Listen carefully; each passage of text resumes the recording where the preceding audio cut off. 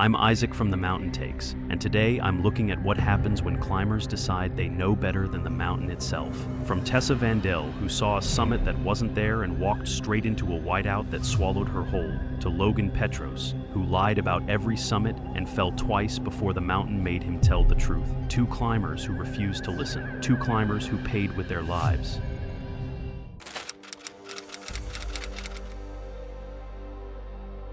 It was May 15, 2020 on Mount Everest, where the weather window that feels predictable at base camp reveals its chaos at altitude. Tessa Vandell was 29, a luxury real estate agent in Aspen, Colorado. 112,000 followers, mostly of affluent people dreaming about mountain properties. Her climbing resume was Aconcagua and Denali. By most measures, she was a competent climber.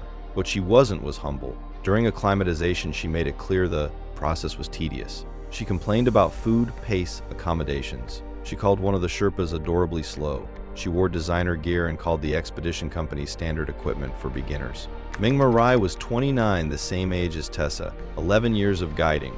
He was building a trekking lodge in the Khumbu with his wife, and this season was the down payment on the land. The lodge represented permanence, the first asset they'd owned together, the first piece of a future that felt solid. During the second rotation to Camp 2, Tessa wandered off the established route. Not far, maybe 100 meters, but far enough that the rope team lost visual. Mingma found her 20 minutes later, calm and confused about why anyone was concerned. She'd simply taken a different path. Mingma raised it with the leader. She needs to stay with the rope. She's not staying clipped. The leader talked to her. Tessa said it was a misunderstanding, that she'd stay closer. Then, privately, she told other climbers that Mingma was being overly cautious and treating her like a child. Mingma knew about the comment. Word travels in small camps. He didn't say anything. He kept guiding. By May 12th, the weather window was opening. Forecast called for clear through May 16th. At 11:30 p.m. on May 14th, the team left Camp 4. The climb went smoothly. By dawn, they were at South Summit. By noon, the final ridge stretched toward the true summit. Tessa was moving well. At 1:15 p.m., the wind shifted. Not gradually, shifted, like a door opening on a different room's weather. Wind came from the east, from gentle to 50 miles an hour in 40 seconds. With the wind came clouds, not fog. Clouds like a wall. Visibility dropped from 300 meters to 30 meters. Within 5 minutes, maybe 6 meters. Within 10 minutes, maybe 3 feet.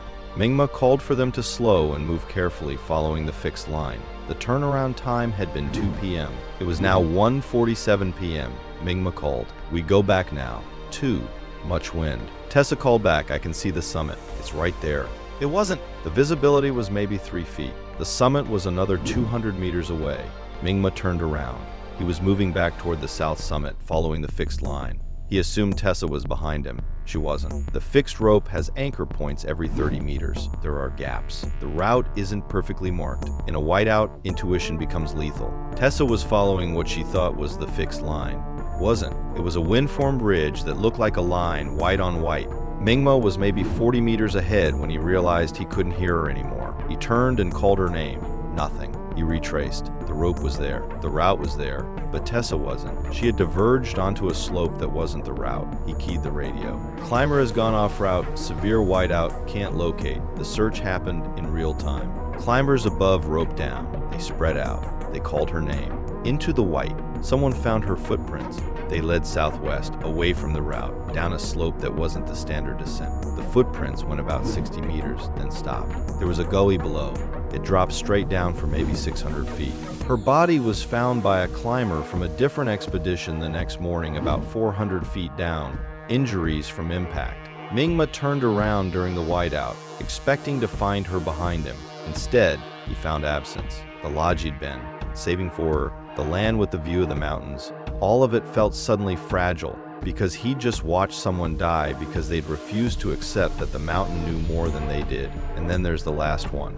A climber who didn't just lie to the mountain, he lied to himself, and kept lying until the lie was all that was left.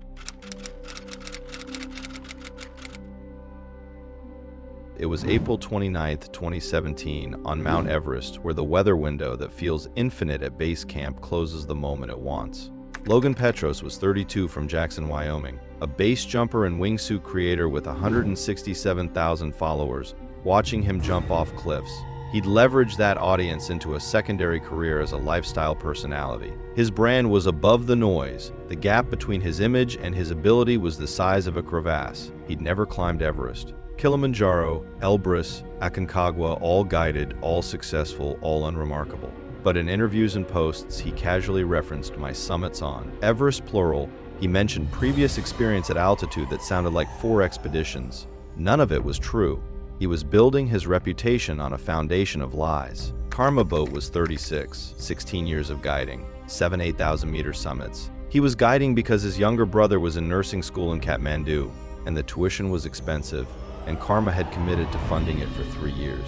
This expedition was the beginning of the end of that commitment. From base camp, Karma could read climbers. He guided hundreds. He knew within a day which ones had actually been at altitude. Logan was performing. His confidence was too high for someone whose body hadn't seen 26,000 feet. During the rotation to Camp 2, Karma tried to show Logan proper cramponing technique, the angle of the boot, the bite of the points, the self-arrest position. Logan said he knew it. He'd done this before, which meant he'd done Aconcagua, where the slopes are gentler, the ice is softer. The consequences of poor technique are delayed. Karma let it go. You can't teach humility on a mountain. By April 27th, the weather opened. The forecast was favorable. At 11 p.m. on April 28th, Logan and Karma and 3 other climbers left Camp 4 for the summit. The climb was clean. By mid-morning, they'd passed the south summit and were moving toward the final ridge. This is where the difficulty increases. The snow transitions to blue ice, glacial ice, compressed for decades, offering almost no purchase. You need precise technique. You need respect. Logan moved fast. Karma called for him to slow.